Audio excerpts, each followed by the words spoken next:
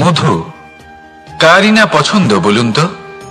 অত্যন্ত সুস্বাদু হয় এই মধু, মিষ্টি খেতে হয় এবং তা শক্তিও প্রদান করে, এবং প্রত্যেকটি মিষ্টি পদার্থের মতোই এতেও খুব তাড়াতাড়ি পিঁপড়ে ধরে যায়। অন্যদিকে যদি নুনকে দেখি, তাহলে বছরের পর বছর রাখলেও এতে পিঁপড়ে ধরে না। এবার যদি কথা বলি বন্ধুত্বের, তাহলে বন্ধুত্ব নুনের মতো হওয়া উচিত, মধুর মতো নয়। যারা সামনে এলে শুধুমাত্র মধুর মধুর কথা বলবে, পরে এতে পিঁপড়ে ধরে যাবে, এটা নুনের মতো হওয়া উচিত। প্রকৃত বন্ধু হলো সে যে সময় এলে পরে আপনার সামনে আপনার প্রকৃত সত্য তুলে ধরবে, তা সে যতই কঠিন হোক না কেন।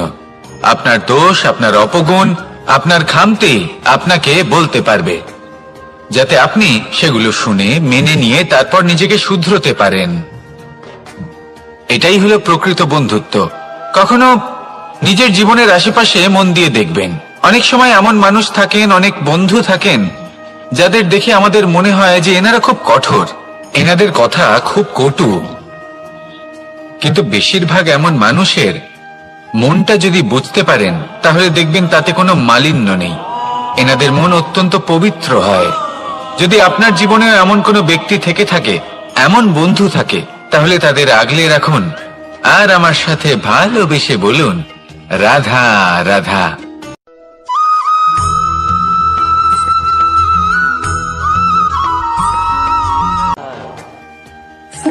কেমন আছেন আপনারা? জিজ্ঞেস করলাম এই কারণে, কারণ আজকের দিনে দাঁড়িয়ে আশেপাশে যাকেই দেখছি সে দুঃখী আর ব্যাকুল। সে ভাবে সংসারে সব থেকে বেশি দুঃখ শুধু তার জীবনেই আছে, সব থেকে বেশি সমস্যা তার জীবনেই আছে। সংসারে এমন কেউ নেই যার জীবনে কোনো সমস্যা নেই, আর সংসারে এমন কোনো সমস্যা নেই যেটার সমাধান মানুষের কাছে নেই। কিন্তু সেই সমাধান খোঁজার জন্য নিজের বন্ধ দ্বারগুলিকে খুলে এগিয়ে যেতে হবে, সাহস করে এগিয়ে যেতে হবে। কিন্তু কিছু মানুষ কি করেন, নিজের মাথায় হাত দিয়ে কোনো এক কোণায় বসে নিরাশ হয়ে নিজের ভাগ্যকে তিরস্কার করেন। না, এটা কখনোই করবেন না। কর্ম করুন, এগিয়ে যান, সাহস দেখান, আর সব থেকে জরুরি কথা, সংযম হারাবেন না। কারণ আপনার লক্ষ্য যতই কঠিন হোক না কেন, সেটা অবধি পৌঁছানোর রাস্তা আপনার পায়ের তলা দিয়ে সর্বদাই যাবে। রাধা রাধা।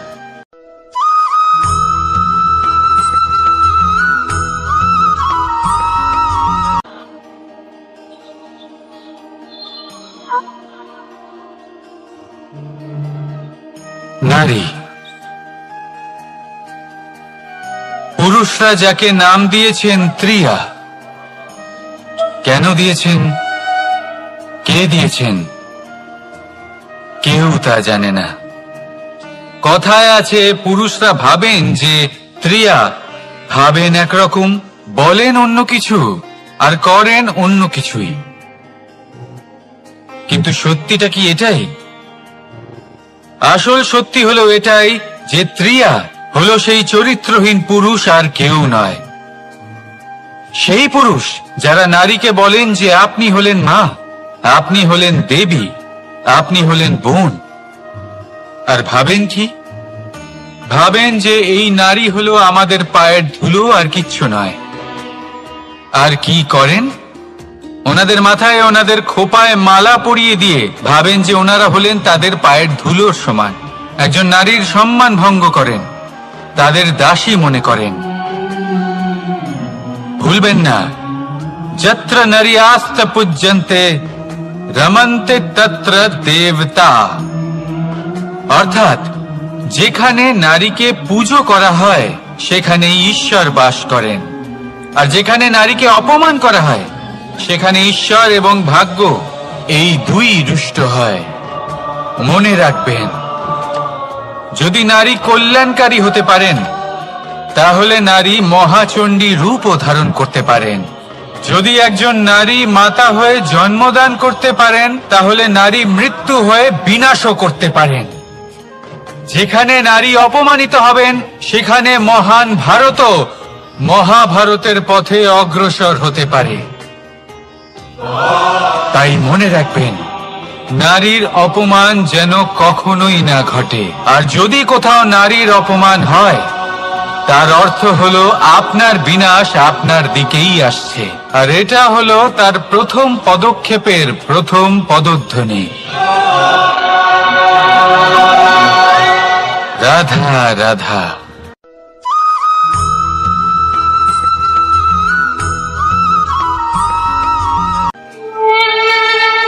দুঃখ কি, ভয় কি, এদের কিছুটা এইভাবে ভাবা যেতে পারে। জীবনে যখনই আপনি কিছু একটা লাভ করবেন, তখন সেটা হারানোর ভয় তার সাথেই চলে আসে। যেমন আপনি যদি ধন অর্জন করেন, ধন হারানোর ভয় তার সাথেই চলে আসে। সম্পত্তি অর্জন করলে সেটা লুট হবার ভয় তার সাথেই চলে আসে। আর এটা জীবনের সাথেও হয়। যেই মুহূর্তে আপনি জন্ম নেন, মৃত্যুর ভয় তার সাথেই চলে আসে। জন্ম না নিলে মৃত্যু কিভাবে হবে? মৃত্যুর ভয় কোথা থেকে আসবে? এবার এই ভয় কি সেটা আপনাকে বুঝিয়ে বলি। এই ভয় যদি মনের মধ্যে থাকে, জীবনে থাকে, তাহলে যা কিছু লাভ করবেন, সুখ, সম্পত্তি, সুবিধা, ধন, এইগুলি লাভ করার একটা আনন্দ থাকে। এদের সাথে জীবনযাপন করার একটা আনন্দ থাকে। এই ভয় সেই আনন্দ আপনার থেকে কেড়ে নেয়। ধরে নিন কাল আপনার মৃত্যু হতে চলেছে। এবার কালকের মৃত্যুর ভয় আজই মনে পুষে রাখলে, তাহলে এই ভয় আজকের সুখ, আজকের শান্তি আপনার থেকে কেড়ে নেবে। ভয় এটাই করে। সেই জন্য মনে রাখবেন, ভয়ের সঙ্গ আপনি ত্যাগ করে দিলে জীবন যাপনের যে সুখ তা চিরকাল আপনার সাথে থাকবে। আসুন আর আমার সাথে ভালোবেসে বলুন, রাধা রাধা।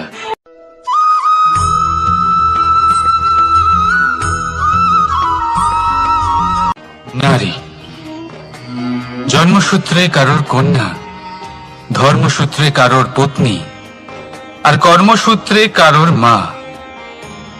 আমাদের মনে এই ছবি আঁকা রয়েছে একজন নারীকে নিয়ে, তাই না? একটা অতুলনীয় ভূমিকা রয়েছে নারীদের আমাদের জীবনে, আর নারী ছাড়া আমরা কিছুই নই। কিন্তু অধিকার, সেখানে আমরা একটা ভুল করে বসি। যখন নারী একজন কন্যা থাকে, যখন সে জন্ম নেয়, তখন তার ওপর অধিকার থাকে তার পিতার। আর তারপর যখন বিয়ে হয়ে যায়, তখন তার অস্তিত্বের ওপর অধিকার থাকে তার স্বামীর। আর যখন তিনি মা হন, তখন নিজেই তিনি জীবনের সমস্ত অধিকার দিয়ে দেন তার সন্তানকে। কিন্তু আমরা কি কখনো এটা ভেবেছি, এই জীবন হলো তার নিজের? যে নারী সবার কল্যাণ করছেন, তার জীবনের অধিকারও তার কাছেই থাকা উচিত, তাই না? তার নিজের জীবনের সিদ্ধান্ত সে নিজেই নিতে পারেন, নিজেই নিজের ভাগ্যের রচয়িতা হতে পারেন। আর এর জন্য আমাদের নিজেদের পাল্টাতে হবে, দৃষ্টিভঙ্গি পাল্টাতে হবে। কারণ এই ধারণা সেটা আজ বা কালকের ব্যাপার নয়, এটা ঘটে চলেছে বহু বছর ধরে, আর চলতেই থাকবে যদি আমরা এটা না বদলাই। আর এটা তখনই সম্ভব হবে যখন আমরা নিজেদের মধ্যে পরিবর্তন আনব। তাই আজকের পর থেকে, এই মুহূর্ত থেকে, কোনো নারীর ওপর অকারণ অধিকার স্থাপনের আগে সহস্রবার ভেবে দেখবেন। কারণ যখন নারী নিজের অধিকার কেড়ে নিতে বাধ্য হবেন, তখন শুধু এবং শুধুমাত্র বিনাশই ঘটবে। রাধা রাধা।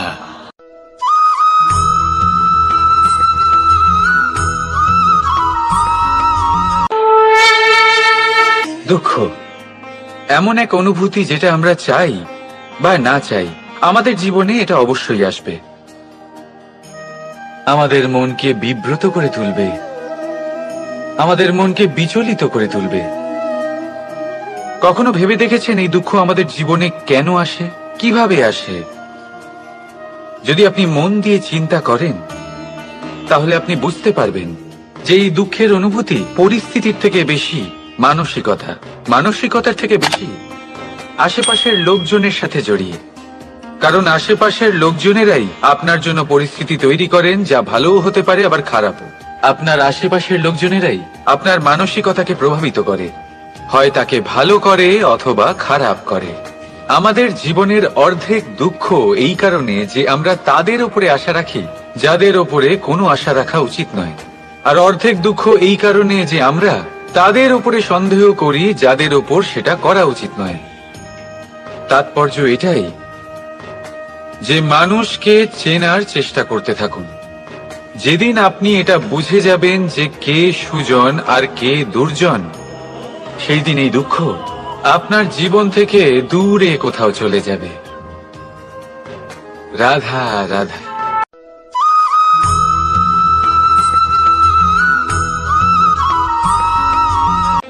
প্রেম এই সংসারে এসেছিল এই সংসারকে প্রেমের শিক্ষা দেওয়ার জন্য, এই জীবনের সুখের অনুভূতি আসলে কি তা শেখানোর জন্য।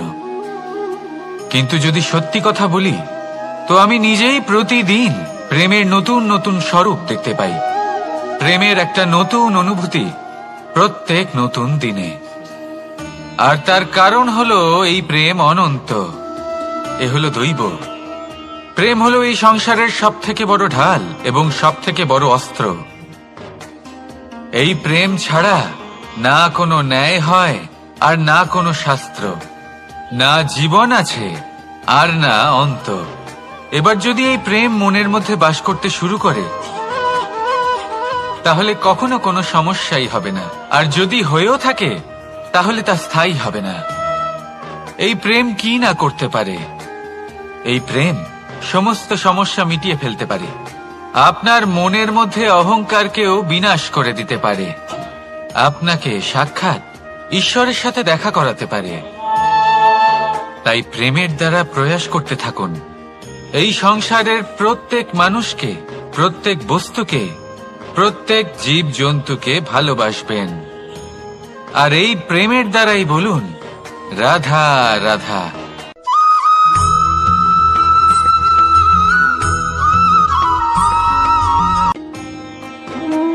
কর্ম, ধর্ম আর কর্তব্য, এই তিনটি একে অপরের সাথে জড়িত। আর অনেক সময় এই তিনটি পালন করতে করতে আমাদের সেই ব্যক্তির সামনে গিয়ে দাঁড়াতে হয়, তার বিরুদ্ধেই যেতে হয় যাকে আমরা সব থেকে বেশি ভালোবাসি।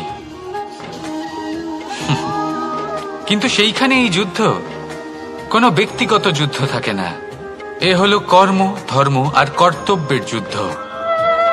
এটা সরল নয়, অত্যন্ত কঠিন হয় তার সম্মুখীন হওয়া যাকে আমরা সব থেকে বেশি সম্মান করি। কিন্তু আমাদের তো আমাদের ধর্মের পথে চলতেই হবে, কারণ আমরা কর্মবদ্ধ, কর্তব্যবদ্ধ, আর এটাই করা উচিত। শুধু এটুকু মনে রাখবেন, যদি আপনার উদ্দেশ্য শুভ হয়, আপনার ভাবনা শুভ হয়, আপনি যদি কর্ম, ধর্ম আর কর্তব্যের পথে অগ্রসর হন, তাহলে এই প্রক্রিয়াতে যদি আপনাকে আপনার আরাধ্যেরও সামনে দাঁড়াতে হয়, তাহলেও আপনার কোনো ক্ষতি হবে না। তাহলে আসুন আর আমার সাথে ভালোবেসে বলুন রাধা রাধা।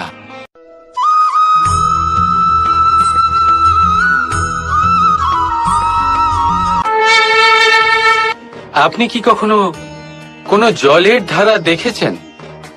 তার সামনে যতই মাটি থাকুক না কেন, যতই কাদা থাকুক না কেন, যখন এই জলের ধারা বইতে আরম্ভ করে দেয়, তখন এই কাদাকে নিজেই ধুয়ে নিয়ে যায়। ওই কাদাকে ধুয়ে দেয় এবং নিজের পথ নিজেই তৈরি করে নেয়। তাহলে আপনিও এরকম জলের মতো হয়ে উঠুন। যদি হয়ে উঠতে পারেন, তাহলে নিজের মনের, নিজের ভাবনার, নিজের জীবনের যত অনাবশ্যক তত্ত্ব আছে, অনুপযোগী অংশ রয়েছে, অর্থাৎ অপরিষ্কার অংশ রয়েছে, তা নিজে থেকেই নির্মল হয়ে উঠবে। আর যেরকম জলের ধারা কখনো থেমে থাকে না, সব সময় বয়ে চলে, সেইভাবে আপনিও কখনোই থামবেন না। সবসময় বয়ে চলুন, এগোতে থাকুন। পথে যদি অনেক বিপদ আসে, সমস্যা আসে, থামবেন না, তার উপর নিরন্তর প্রহার করুন, নিরন্তর প্রয়াস করুন আর অগ্রসর হন। আপনি ভেবে দেখুন, এই জলের ধারা কখনো থেমে থাকে না, সবসময় বয়ে চলে। বিপদের সম্মুখীন হয়ে তাকে সাথে বয়ে নিয়ে চলে। সেই জন্য জলের ধারা, প্রবাহমান এই ধারা, এর থেকে কখনো দুর্গন্ধ আসে না, এতে কখনো ময়লা জমতে পারে না, বরং পালিত হয় সুন্দর প্রাণবন্ত জীবজন্তু, যেমন সুন্দর ছোট মাছ। তাই আপনিও এটাই করুন, কখনো থামবেন না, শুধু চলতে থাকুন, জলের ধারার মতো বইতে থাকুন। আপনি আপনার লক্ষ্য অবশ্যই খুঁজে পাবেন, আর তার সাথে নিজের অন্তরের যে মালিন্য রয়েছে তা আপনি নিজেই নিজের থেকে দূরে করে দেবেন। তাহলে আসুন আর আমার সাথে ভালোবেসে বলুন, রাধা রাধা।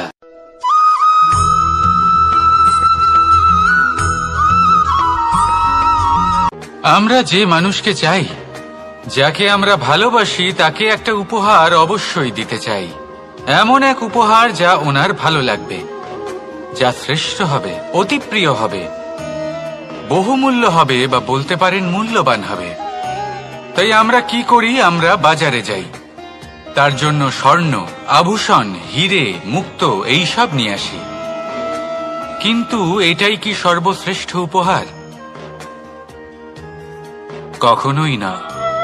সর্বশ্রেষ্ঠ উপহার হলো স্বাধীনতা, তাকে নিজের মনের মতো বাঁচার স্বাধীনতা। যদি আপনি কাউকে স্বাধীনতা না দিতে পারেন, তাহলে সে কোথাও না কোথাও বন্দী হয়ে যায়, তার বিকাশ কোথাও না কোথাও আটকে যায়।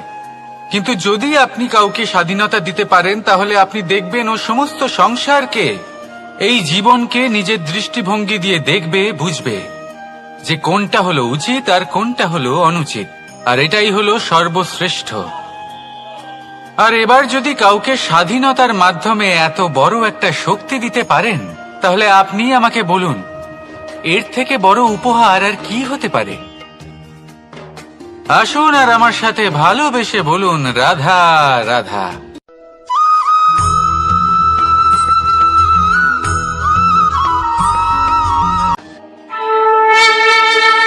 এই সংসারে আমাদের জীবনের সবথেকে বড় দোষ কি আপনি জানেন? কেউ বলবেন লোভ, কেউ বলবেন লালসা, কেউ বলবেন অসত্য। দেখুন, দুঃখের মূল কারণ হলো পরিশ্রম না করা। কিছু মানুষ ভাবেন যে আমি জীবনে কোনো পরিশ্রম করব না, অথচ আমি সবকিছু প্রাপ্ত করতে চাই। আর এমন এক কারণের জন্যই দূতের মতো খেলা আমাদের জীবনে প্রবেশ করার সুযোগ পায়। দূত। এই দূত আসলে কি? দূত অর্থাৎ কোনো পরিশ্রম ছাড়াই অন্য কেউ পরিশ্রম করে যা অর্জন করেছেন, যে সুখ সুবিধা অর্জন করেছেন, তা নিজের জন্য শুধুমাত্র একটা খেলার মাধ্যমে নিজের করে নেওয়ার ইচ্ছে। আর এই ইচ্ছে অত্যন্ত বিনাশকারী হতে পারে। এই ইচ্ছে যদি আপনার বিবেক, আপনার মন, আপনার চেতনা, আপনার ভাবনা প্রবাহিত করে ফেলে, তারপরে আপনি চেষ্টা করতে শুরু করে দেবেন, আর সেইখান থেকেই আপনার পতন শুরু হবে। এই চেষ্টা করবেন যে অন্য কারোর জীবনের সমস্ত ধন, তার সমস্ত জীবন সম্পূর্ণভাবে নিজের করে নেওয়ার। কারণ প্রথমে আশা জাগ্রত হয়, আর এই আশা হতাশায় পরিণত হতে সময় লাগে না। এই হতাশা কুণ্ঠায় পরিণত হতে সময় লাগে না, কুণ্ঠা লোভে পরিণত হতে সময় লাগে না, আর এই লোভ প্রতিশোধ স্পৃহাতে পরিণত হতে সময় লাগে না। আর যখন এই সব কিছু হয়, আপনি দুষ্ট হয়ে যান। আর সবাই জানেন যে প্রত্যেক দুষ্ট ব্যক্তির পতন হলো অবশ্যম্ভাবী। তাই নিজেকে দূতের থেকে দূরে রাখুন আর পরিশ্রমকে নিজের কাছে টেনে নিন। জীবনে আপনার যা যা স্বপ্ন রয়েছে, যা আপনি করতে চান, শুধুই পরিশ্রম দ্বারা অর্জন করুন। তাহলে তাই করুন, আর আমার সাথে ভালোবেসে বলুন, তাহলে দুঃখের সময়, তার সংকটের সময় তাকে সঙ্গ দিন আর পাশে এসে দাঁড়ান। এই মন প্রসন্ন হয়ে বলবে, রাধা রাধা।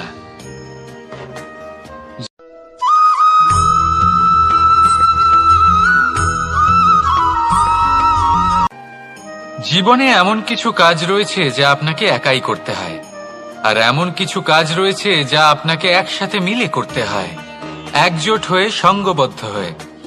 এবার সঙ্গবদ্ধ বলতে কি বোঝাতে চাইছি? আমি তাদের কথা বলছি না যারা বাস্তবিকভাবে একে অপরের সাথে কাজ করেন। আমি তাদের কথা বলছি যারা একে অপরের থেকে দূরে থেকেও একে অপরকে বিশ্বাস করেন। আমি আগেও বলেছিলাম, সমস্ত বিশ্বের আশা বিশ্বাসেই বসবাস করে, তাই না? তাই যেখানে সমস্ত বিশ্ব আছে, সমস্ত সংসার আছে, সেইখানেই বিশ্বাস রয়েছে। তাই আপনার আশেপাশে এমন দল সঙ্গবদ্ধ করুন যাদের আপনার ওপর বিশ্বাস আছে আর যাদেরকে আপনি বিশ্বাস করতে পারেন। তাহলে আসুন আর আমার সাথে ভালোবেসে বলুন, রাধা রাধা।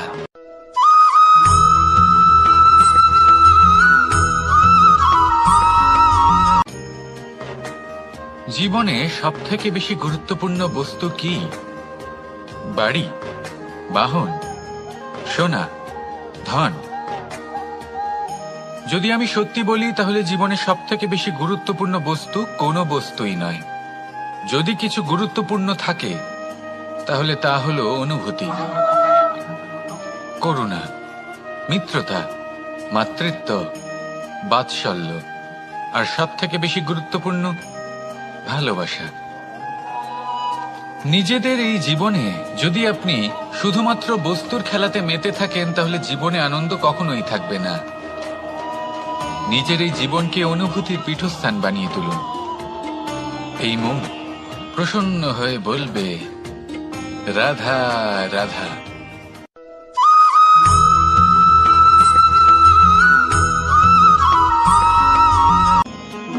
আপনি কখনো কোনো সাধারণ পাখি দেখেছেন? যেমন বাবুই। সে কি করে? সে কোনো গাছের ডালে নিজের বাসা বানায়। এবার সেইখানে বাসা বানানো সহজ ব্যাপার, কারণ সামগ্রী আশেপাশেই পাওয়া যায়। কিন্তু সমস্যা হলো আক্রমণ। কোনো সাপ বা অন্য কোনো পশু ওর বাসাতে ওর সন্তানদের ওপর না আক্রমণ করে বসে, এই ভয়ে তার সব সময় থাকে। আর এটা সব থেকে কঠিন ব্যাপার এদের জন্য, নিজের বাসায় নিজের সন্তানদের সুরক্ষা। আর বাজ পাখি, যদি আমরা বাজের কথা বলি তাহলে তারা কি করে? বাজ পাখি কোনো উঁচু পাহাড়ের শিখরে, কোনো পাথরের খাঁজে নিজের বাসা তৈরি করে। এবার ওখানে বাসা বানানো একেবারেই সহজ ব্যাপার নয়, কারণ সামগ্রী আশেপাশে পাওয়া যায় না, দূর থেকে নিয়ে আসতে হয়। কিন্তু সেইখানে আক্রমণের ভয়ও কখনোই থাকে না। এইভাবে উচিত রূপে ও নিজের বাসা রক্ষা করতে পারে, নিজের সন্তানদের রক্ষা করতে পারে। এর সারমর্ম হলো এটাই, যদি সমস্যা বড় হয় তাহলে সমাধানও উচ্চমানের হওয়া উচিত। একটা বাজ পাখির মতো ভাবা আরম্ভ করে দিন। জীবনে যে কোনো সমস্যা ছোট মনে হবে। রাধা রাধা।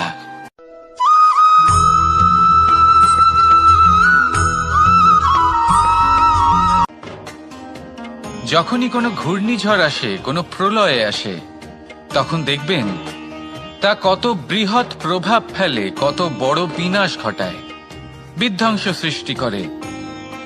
যখন বন্যা আসে তখন কত গভীর প্রভাব ফেলে, কত সর্বনাশ ঘটায়। নদীর পাড়ও ভেঙে বয়ে নিয়ে যায়।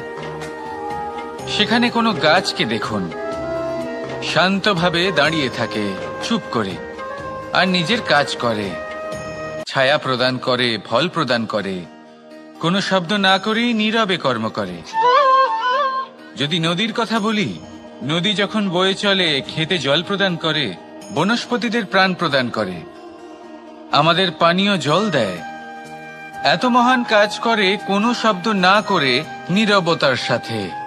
এ হলো এক শিক্ষা যে এই সংসারে যারাই মহান কর্ম করেন তারাই নীরব থেকে সেই কর্ম করতে থাকেন, কারণ ওনারা জানেন যে গুরুত্বপূর্ণ প্রচার নয় বরং কর্ম।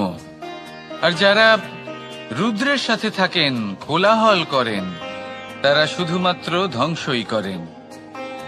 এবার আপনি মৌন থেকে শুধুমাত্র কর্ম করে মহান হতে চান, নাকি রুদ্রের সাথে থেকে বিধ্বংস ঘটাতে চান? সিদ্ধান্ত আপনারই। আসুন আর আমার সাথে ভালোবেসে বলুন, রাধা রাধা।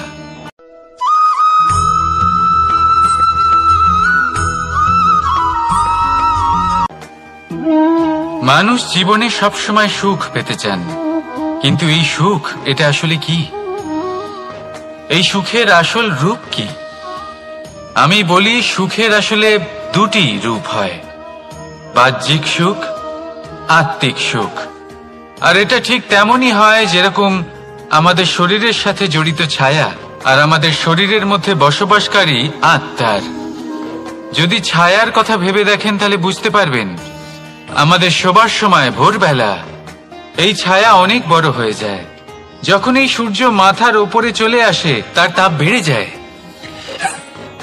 তখন এই ছায়া ছোট হয়ে যায়।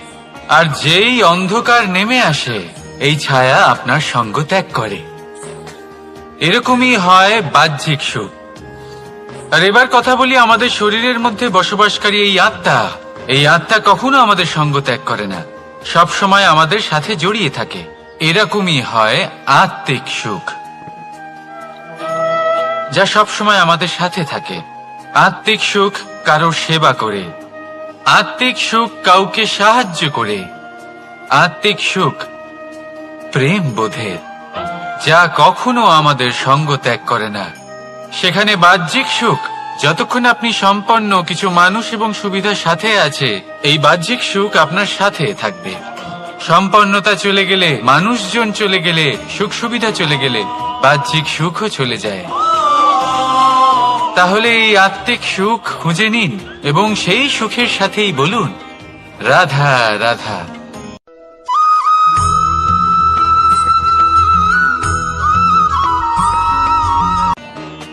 আপনি জীবনে কি হবেন সেটা আপনার পরিশ্রম, আপনার নিরন্তর প্রয়াস আর আপনার নির্বাচিত দিশার উপর নির্ভর করে না। এটা নির্ভর করে আপনার সঙ্গতির উপরেও। এই সঙ্গতি যা হলো অত্যন্ত গুরুত্বপূর্ণ। প্রকৃতিও আমাদের এটাই শেখায় বিভিন্ন উদাহরণ দিয়ে। যদি আপনাকে একটা উদাহরণ দিই, কখনো বাতাসের প্রবাহ লক্ষ্য করবেন। এই বাতাসের প্রবাহ যখন কোনো পুষ্পকে স্পর্শ করে সেও সুগন্ধে পরিপূর্ণ হয়ে যায়। এই বাতাসের প্রবাহ যখন কোনো নালীর উপর দিয়ে প্রবাহিত হয় তখন সেও সুগন্ধহীন হয়ে যায়। এই সঙ্গতির প্রভাব যা মানুষকে কোথা থেকে কোথায় নিয়ে যেতে পারে আপনি জানতেও পারবেন না। এ হলো সঙ্গতির প্রভাব, যেখানে চানার সাথে গুড়ও মিশে যেতে পারে। এ হলো সঙ্গতিরই প্রভাব, যেখানে একটা সাধারণ পাথর স্বর্ণের সাথে মিশে গিয়ে একটা রত্নে পরিণত হতে পারে। তাই এই সঙ্গতির বিষয়ে বিশেষ খেয়াল রাখবেন। আপনি কার সাথে মিশছেন, কি বলছেন, কি শিখছেন, আপনার অস্তিত্বের উপর তাদের কি প্রভাব পড়ছে সব লক্ষ্য করবেন। আর আমার সাথে ভালোবেসে বলবেন রাধা রাধা।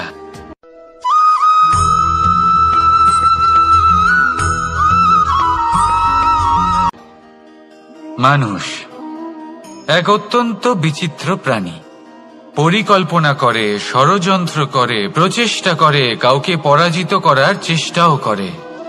সাপকে একটা দড়ি মনে করে হাতে চেপে ধরার চেষ্টা করে, কিন্তু একটা কথা বুঝতেই পারে না, সময়ের এই সাপ এটা হাতে চেপে ধরাই যায় না। আর আপনি যা করবেন তা আবার ফিরে আসবে আপনারই সামনে। দেখুন, এতে কিছুই যায় আসে না যে আপনি কুম্ভকারের পুত্র নাকি কৃষ্ণের পুত্র। যদি আপনি অনুচিত কর্ম করেন তাহলে আপনার সাথেও অনুচিতই হবে। অশুভ কর্ম করলে আপনার সাথেও অশুভই হবে। কুরু বংশ অত্যন্ত মহান বংশ ছিল। এই কুরু বংশ কি হলো তার সাথে? একটা গোটা বংশ বয়ে গেল, কারণ ওনাদের উদ্দেশ্য অশুভ ছিল। অন্যদিকে 5 জন বনবাসী পাণ্ডব মহাভারত বিজয়ী হলেন, কারণ তাদের উদ্দেশ্য শুভ ছিল। তাই মনে রাখবেন, শুভ অগ্নি প্রজ্বলিত করবেন, শুভ তাপ সঞ্চার হবে। অশুভ অগ্নি প্রজ্বলিত করবেন, নরকেই জ্বলতে হবে। তাহলে আসুন আর আমার সাথে ভালোবেসে বলুন রাধা রাধা।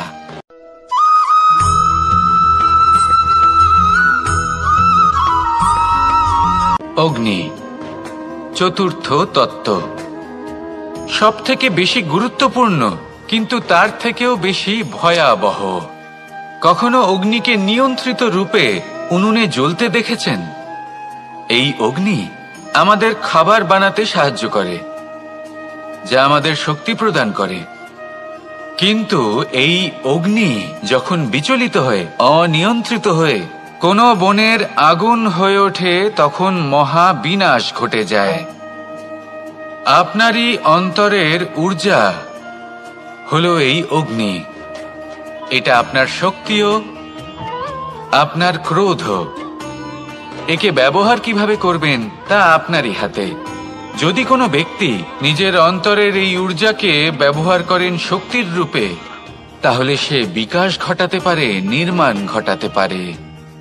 কিন্তু যদি কোনো ব্যক্তি তার অন্তরের ঊর্জাকে বিধ্বংসী অস্ত্র বানিয়ে ফেলেন, তাহলে নিশ্চিত রূপে মহা বিনাশ ঘটতে পারে, যাতে বিনাশ তারও অবশ্যই হবে। অনেক বছর পূর্বে এমনই এক আগুনের দ্বারা এই সুন্দর পৃথিবীর নির্মাণ হয়েছিল। আর অনেক বছর পূর্বে এমন এক আগুনেই সমস্ত জীব এবং সংসার বিলুপ্ত হয়ে গেছিল। এবার আপনি আপনার অন্তরের ঊর্জা দ্বারা বিনাশ ঘটাতে চান নাকি নির্মাণ ঘটাতে চান, সেই সিদ্ধান্ত আপনারই। আসুন আমার সাথে ভালোবেসে বলুন, রাধা রাধা।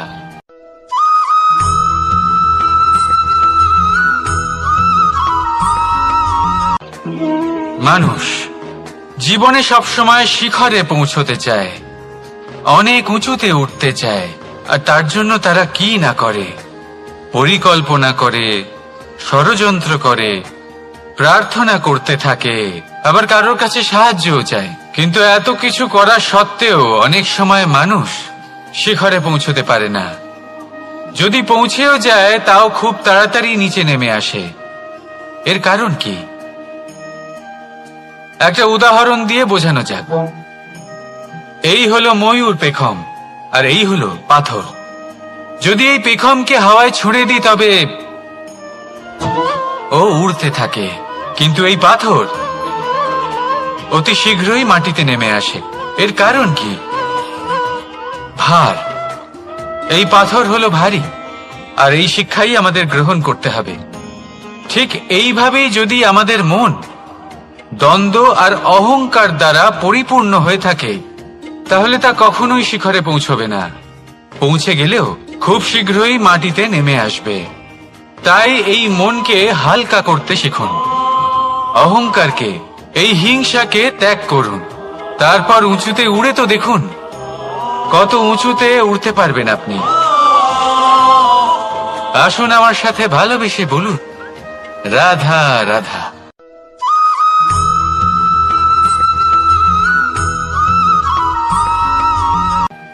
কখনো কখনো এমন হয়, আমরা আমাদের বাড়ির উঠোনে বীজ বপন করি, আর তা বিকশিত হয় একটা সুন্দর বৃক্ষে। তার শাখাগুলি প্রতিবেশীর বাড়ি পর্যন্ত পৌঁছয়। ফলের বর্ষণ প্রতিবেশীর বাড়িতেও হয়ে থাকে। আর আমরা ভাবি গাছ আমরা উৎপন্ন করব, আর ফল খাবেন আপনারা। এই কেমন কথা হলো? আপনাকে এই কথা বুঝতে হবে যে এসব হলো ভৌতিক বস্তু, সাংসারিক বস্তু। কখনো নিজের বাড়ির বাগানে ভালোবাসার গাছ বপন করে দেখুন। তার শাখাও প্রতিবেশীর বাড়ি পর্যন্ত পৌঁছবে, ফলের বর্ষণ সেখানেও হবে। কিন্তু সেই ফল চাইতে আপনাকে যেতে হবে না।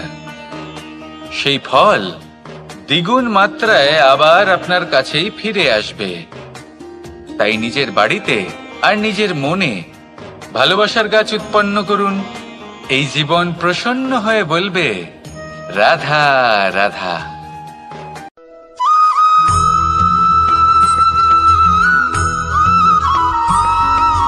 আজ আমি আপনাকে এমন এক গল্প শোনাবো, যা আমার নন্দ বাবা আমাকে শুনিয়েছিলেন যখন আমি ছোট ছিলাম। কাহিনী একজন সাধু আর একজন বিছের। একবার এক সাধু নদীর পাড়ে স্নান করছিলেন। উনি দেখলেন যে জলের প্রবাহে একটা বিছে ভেসে যাচ্ছে। তার প্রাণ বাঁচানোর জন্য উনি তাকে তুলে নদীর পাড়ে রাখার চেষ্টা করলেন। কিন্তু যেই সেই বিছেকে উনি হাতে তুললেন, সেই বিছে ওনাকে কামড়ে দিল। সাধু আবার চেষ্টা করলেন। সেই বিছেকে হাতে নেওয়াতে সে আবার তাকে কামড়ে দিল। আরো একবার চেষ্টা করাতে ওনার শিষ্য ওনাকে জিজ্ঞেস করল, এ আপনি কি করছেন গুরুদেব? এসব কি হচ্ছে? আপনি তারই প্রাণ বাঁচানোর চেষ্টা করছেন যে আপনাকে কামড়ে দিচ্ছে। গুরুদেব উত্তর দিলেন যে ও বিছে হয়েই নিজের কর্ম করছে, নিজের প্রবৃত্তি, নিজের ব্যবহার বদলাচ্ছে না। তাহলে আমি সাধু হয়ে তা কেন বদলাবো?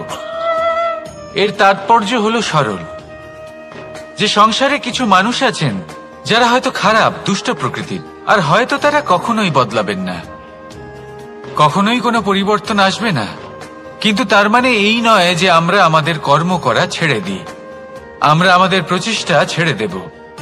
আগে না, আমাদের তো করতেই হবে, কারণ ইতিহাস সাক্ষী আছে যে এই চেষ্টা এই সংসারের ধারাকেও বদলে দিতে পারে। তাহলে আপনিও আসুন আর আমার সাথে ভালোবেসে বলুন, রাধা রাধা।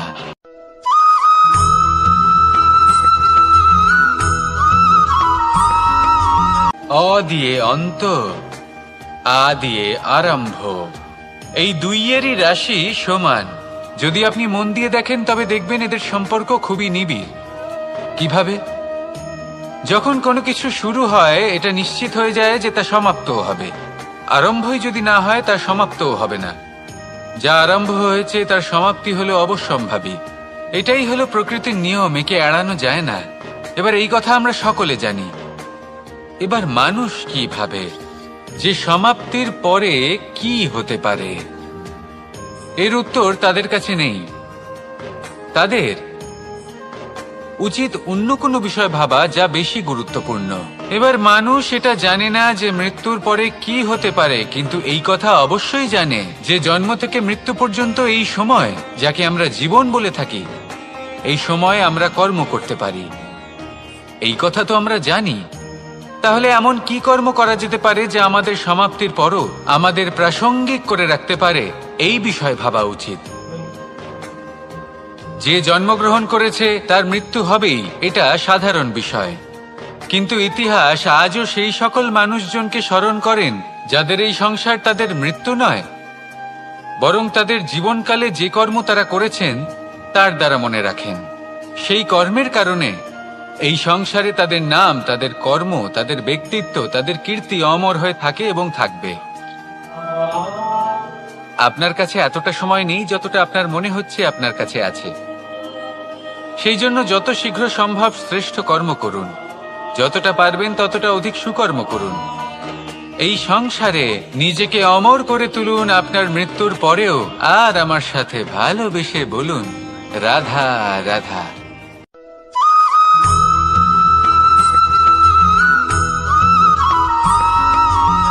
আপনি কখনো কোনো পাখি দেখেছেন? তীব্র বায়ু, ভয়ানক বর্ষা, হিংস্র জীব একাধিকবার তাদের বাসা নষ্ট করে দেয়, কিন্তু তাও সে ঝড়ের সাথে ঝগড়া করে না। সে কখনো বর্ষাকে হিংসে করে না, আর না সে হিংস্র পশুদের ওপর প্রতিশোধ নেয়। সে শুধু স্থান পরিবর্তন করে, অন্য কোনো শক্ত ডালে আবার নিজের বাসা বানাতে উদ্যোগী হয়, আর তারপর সফল হয়ে নিজের পরিবার প্রতিষ্ঠা করে। আর তারপর কিছু মাসের মধ্যেই তার ছোট সন্তানদের আকাশে ডানা মেলে উড়তে দেখা যায়। অন্যদিকে একটি সাপ প্রহারের প্রতিশোধ নেওয়ার উদ্দেশ্যে মানুষের বসতিতে প্রবেশ করে, আর শেষে সে নিজেই মারা যায়। এই শিক্ষাই আমাদের মানুষদের জন্য প্রযোজ্য। প্রতিশোধের আগুনে মানুষ স্বয়ং ভস্ম হয়ে যায়, উত্থান থেকে পতনের দিকে নিয়ে যায়। তাই যদি জীবনে উন্নতি করতে হয় তবে পরিবর্তনের চিন্তা নিয়ে কর্ম করুন, নয়তো প্রতিশোধ আপনাকে রসাতলে তলিয়ে দেবে।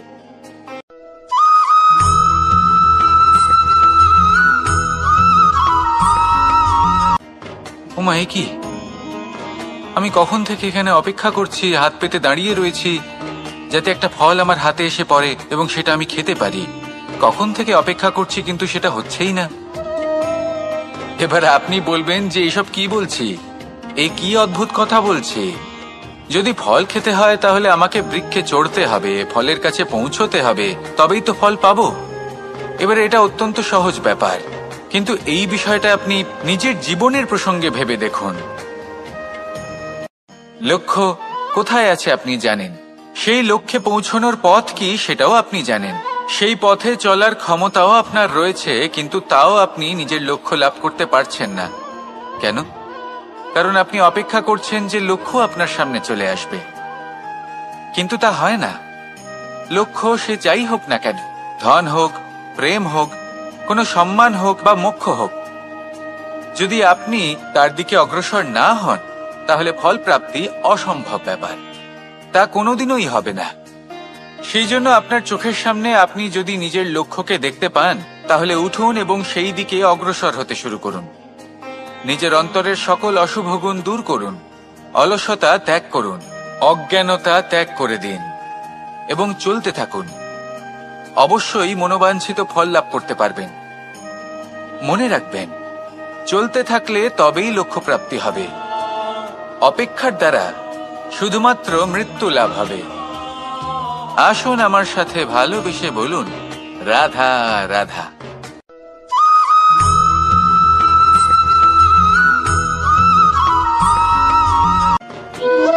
সংসারে সব থেকে কঠিন কাজ কি? কেউ বলবেন পর্বত আরোহণ করা, কেউ বলবেন সাঁতার কাটা, কেউ বলবেন আকাশে ওড়া। কিন্তু বাস্তবে সত্যি কি এগুলি কঠিন?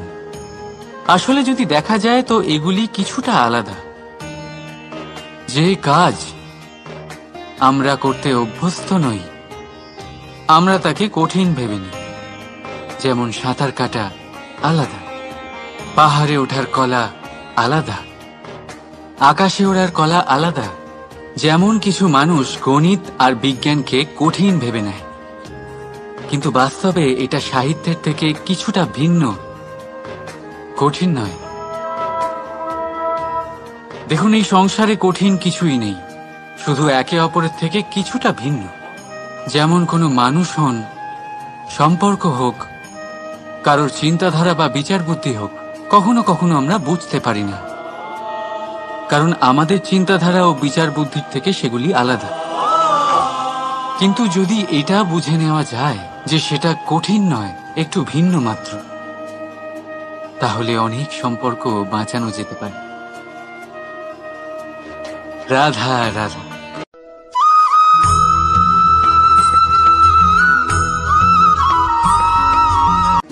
পাখি কখন জন্ম নেয়, কখন উড়তে শেখে, কখন বাসা বানাতে শেখে, কখন নিজের মৃত্যু লাভ করে, এসব আমাদের মধ্যে কেউ জানি না। কিন্তু পাখি একটা কথা খুব ভালো করে জানে, যে এই সংসারে ও যা কিছুই করুক না কেন, এই সংসারে ওকে নিয়ে কিচ্ছু যায় আসে না। এবার আমরা কি করি? কোনো কাজ করার আগে আমরা এটা ভাবি যে এই সংসার যদি আমাকে দেখে ফেলে তাহলে কে জানে এই সংসার কি ভাববে, আমার প্রতিচ্ছবি কেমন তৈরি হবে কে জানে, কে জানে কি হবে আদি ইত্যাদি। এই সব ভাবনায় আমরা মগ্ন হয়ে যাই, কিছুটা এমন ভাবে মগ্ন হই যে বর্তমানের কর্মের এই জীবনের যাত্রাপথে সেই সময়ের আনন্দ উপভোগ করতে ভুলে যাই। এবার দেখুন একটা পাখি কি করে, ওর কর্ম হলো গান গেয়ে চলা। ওই পাখি গেয়ে চলে, কেউ ওর গান শুনুক বা না শুনুক, কেউ আদৌ শুনছে কিনা সেই বিষয়টা নিয়ে সেই পাখির কিছুই যায় আসে না। সেই পাখি নিজের কর্ম করতে থাকে। হয়তো সেই জন্যই আপনি কখনো কোনো পাখিকে কাঁদতে দেখবেন না। এরকমই আপনাকে নিজেকে গড়ে তুলতে হবে। প্রথমে নিজেকে জিজ্ঞেস করুন, এই যে কর্ম আমি করতে চলেছি সেটা কি উচিত? যদি আপনার মনে হয় সেটা উচিত তাহলে সেটা প্রমাণ করুন। এটা ভাববেন না যে এই সংসার কি ভাববে। আসুন আর আমার সাথে ভালোবেসে বলুন, রাধা রাধা।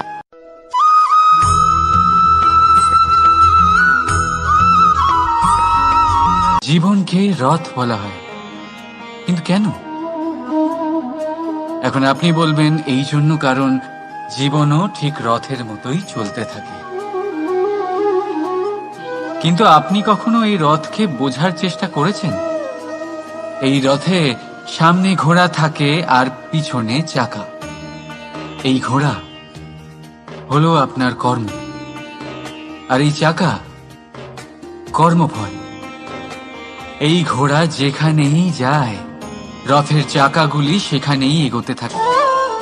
যদি আপনার ঘোড়া অর্থাৎ আপনার কর্ম শুভ সহজ পথে চলে, তাহলে আপনার যাত্রাও আনন্দময় হবে। যদি কুকর্মের খারাপ পথে চলেন, তাহলে আপনার যাত্রা খানা খন্দ দিয়ে ভরে যাবে। আপনার কর্মগুলিকে ঘোড়ার মতো নিয়ন্ত্রণে রাখুন। ফলের চাকা সর্বদাই আপনাকে মধুর পরিণামই দেবে। রাধা রাধা।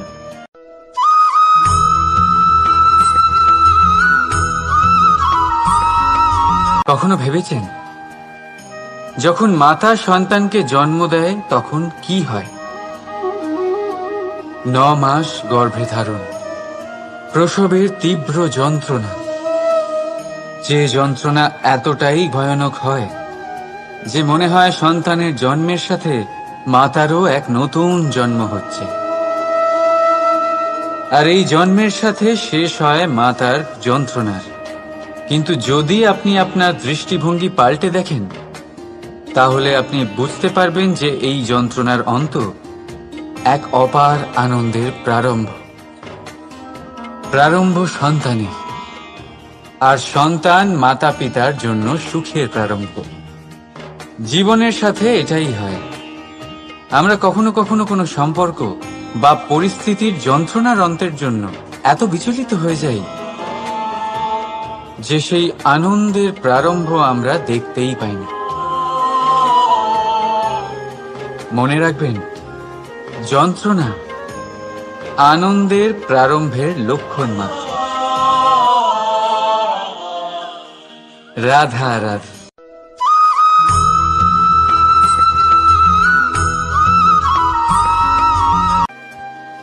প্রকৃতি প্রত্যেক জীবকে অনুভূতি দিয়েছে, যাতে সে নিশ্চল না হয়, কোনো না কোনো কর্ম করতে থাকে। আর সেই অনুভূতি হল খিদে। পশু পক্ষী প্রাণী পরিশ্রম করতে থাকে নিজের খিদে মেটানোর জন্য। কিন্তু অন্য জীবের মতো মানুষের খিদে কি তার পেট অবধি সীমিত থাকে? পেটের খিদে মেটাতে মেটাতে কখন যে এই খিদে মন আর মায়ার তৃষ্ণায় রূপান্তরিত হয় আমরা বুঝতেই পারি। আর বেশিরভাগ ক্ষেত্রে এই তৃষ্ণা অর্থ সংগ্রহ করা অবধি সীমিত থাকে। নিজের জীবন ধারণ ছেড়ে কার জন্য এই অর্থ সংগ্রহ করছেন আপনি? আগামী প্রজন্মের জন্য। বড়ই বিচিত্র, তাই না? নিজের জীবন ধারণ ছেড়ে অর্থ সংগ্রহ করতে করতে নিজের জীবনের সুখ বিসর্জন দিচ্ছেন, আর আগামী প্রজন্মকে কাজ করার থেকেও আটকাচ্ছেন। পুত্র যখন কুপুত্র তখন কেন অর্থ সঞ্চয়? পুত্র যখন সুপুত্র তখন কেন অর্থ সঞ্চয়? নিজের সন্তানকে সংস্কার দিন, অর্থ নয়। যদি সন্তান সংস্কারী হয়, তখন সে নিজের এক সংসার তৈরি করবে। যদি সংস্কারহীন হয়, তাহলে আপনার বানানো সংসার এমনি সে ভেঙে দেবে। জীবনে যদি কিছু সঞ্চয় করতে হয়, তাহলে জ্ঞান সঞ্চয় করুন, প্রেম সঞ্চয় করুন, আর আমার সাথে ভালোবেসে বলুন, রাধা রাধা।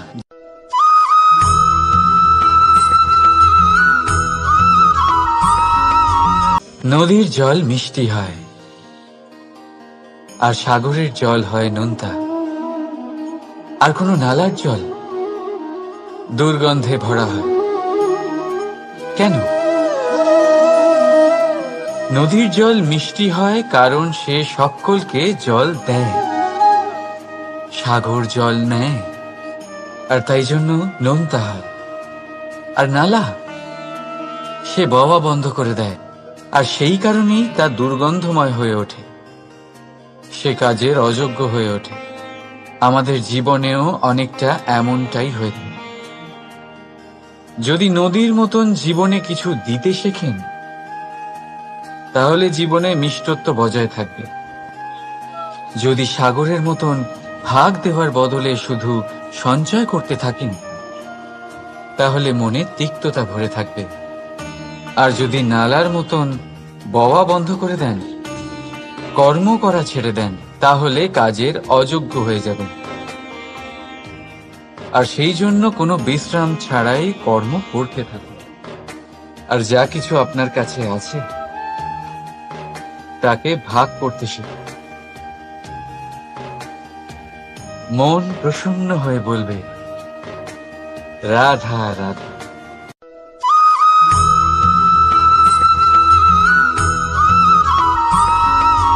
এই হিরেটা দেখতে পাচ্ছেন আপনি? লক্ষ কোটি বছর ধরে পৃথিবীর গর্ভে থাকার পরে এটা এতটা শক্ত হয়ে ওঠে। কিন্তু যখন খনি থেকে একে বের করা হয়, এটি কয়লার মতোই থাকে, সাদা, শক্ত, নিস্তেজ। কিন্তু যখন একে পালিশ করা হয়, তখন এটা তেজ লাভ করে। আর ঠিক তখনই এর মূল্য বৃদ্ধি পায়। সংসারে মানুষের সাথেও ঠিক এমনটাই হয়ে থাকে। মানুষের বুদ্ধি, মেধা, অভিজ্ঞতা সেই বছরগুলোর জন্য বৃদ্ধি পায় না যে বছরগুলো আমরা জীবনে কাটিয়েছি, বরং সেই মুহূর্ত থেকে ফুটে ওঠে যখন আমরা কষ্টের সম্মুখীন হয়েছি, বিপদের সম্মুখীন হই, সংকট পেরিয়েছি, ছলনা আর ক্লেশ সহ্য করেছি। এই জন্য যদি আপনার জীবনে আপনি সংকটের সম্মুখীন হন, বিপদ আসে, কষ্ট আসে, তাতে একেবারেই ভয়ভীত হবেন না। তাকে আহ্বান জানান, কারণ এই পরিস্থিতিগুলোই আপনাকে অভিজ্ঞতা দেবে, যা আপনাকে উন্নত করবে। রাধা রাধা।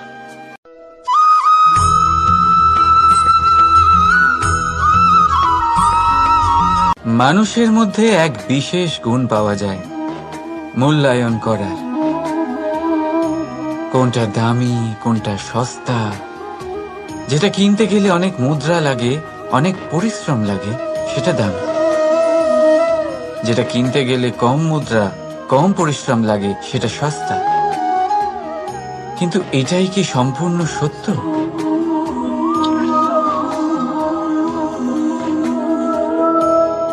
এখন আপনার সামনে একটা পাত্র আছে যাতে জল ভরা আছে, আর একটা সোনার মুদ্রা। বলুন, এই দুই বস্তুর মধ্যে বেশি দামি কোনটা? আপনি বলবেন সোজা ব্যাপার, সোনার মুদ্রাই বেশি দামি হবে। এই সোনার মুদ্রা দিয়ে আপনি এরম অনেক জলের পাত্র কিনতে পারবেন। চলুন, ঠিক আছে। এবার ভাবুন, আপনি যদি কোনো মরুভূমির মাঝে আটকে পড়েন, তৃষ্ণায় কাতর আপনি, তখন কোনটা দামি হবে? তখন তো আপনি এই এক ঢোক জলের জন্য নিজের সারা জীবনের উপার্জন, যা আপনি আয় করেছেন, সব দিতে রাজি হয়ে যাবেন। মনে রাখবেন, জীবনে দামি বা সস্তা বস্তু নয়, পরিস্থিতি হয়। আর প্রয়োজনে যা কাজে আসে, তার থেকে অমূল্য এই সংসারে আর কিচ্ছু নেই। রাধা রাধা।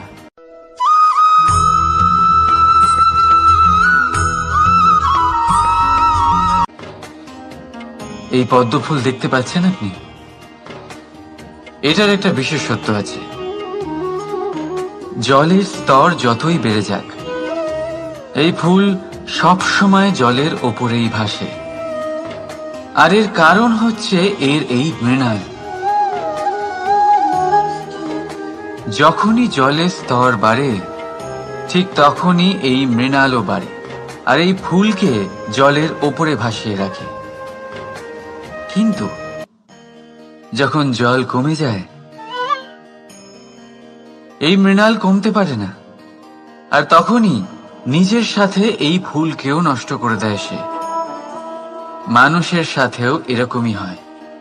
দেখুন, মানুষ যত সমৃদ্ধ হতে থাকে, ততই তার জীবনের স্তর বাড়তে থাকে, তার ইচ্ছেগুলো, তার প্রয়োজন বাড়তে থাকে। কিন্তু জীবনে কৃতিত্ব কমতে থাকলেও তার প্রয়োজনগুলো কমে না। আর তারপর এই পদ্মের মতোই মানুষও ভেঙে পড়ে। তাহলে কি করা যায়? কি করা যায় এই পরিস্থিতিতে? জীবনের স্তর বাড়ানো ছেড়ে দেবেন? কখনো না।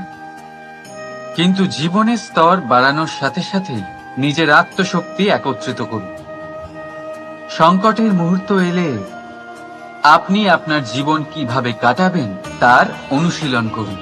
কারণ জীবনের স্তর আর জলের স্তর বাড়বে আর কমবে, কিন্তু এটা আপনার উপর নির্ভরশীল যে আপনি এই দুইয়ের মধ্যে সমতা কি করে ধরে রাখবেন। রাধা রাধা।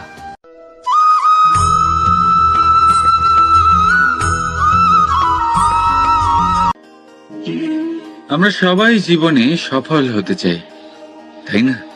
প্রত্যেকের জীবনে ব্যক্তিগত একটা লক্ষ্য আছে, আর প্রত্যেকের জীবনে তাদের লক্ষ্যে পৌঁছানোর আলাদা আলাদা যাত্রা আছে।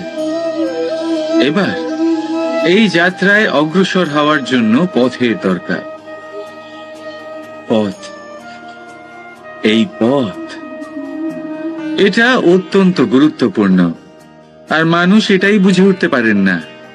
অধিকাংশ মানুষ তাদের গোটা জীবন কাটিয়ে দেন এই পথ খুঁজতে গিয়ে, আর অধিকাংশ মানুষ জীবন কাটিয়ে দেন তাদের এই পথ বদলাতে গিয়ে। কিন্তু এভাবে সাফল্য অর্জন করা যায় না। এবারে আপনারা জিজ্ঞেস করবেন কি করে সাফল্য লাভ করবেন? এই সফলতা তিনি অর্জন করেন যে তার পথ নিজেই তৈরি করেন।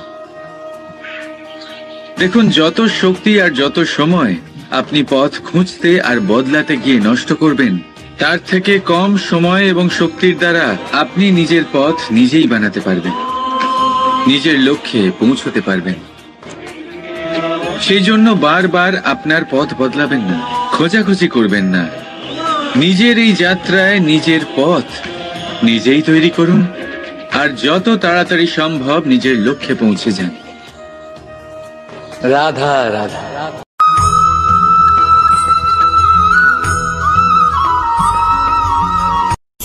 আমাদের জীবনে আমরা যখনই এমন কোনো মানুষের সাথে পরিচিত হই যে বয়সে, পদে এবং আর্থিক দিক থেকে আমাদের থেকে পিছিয়ে, তখন আমরা সবাই খুব হীন নজরে তাদের দিকে দেখি।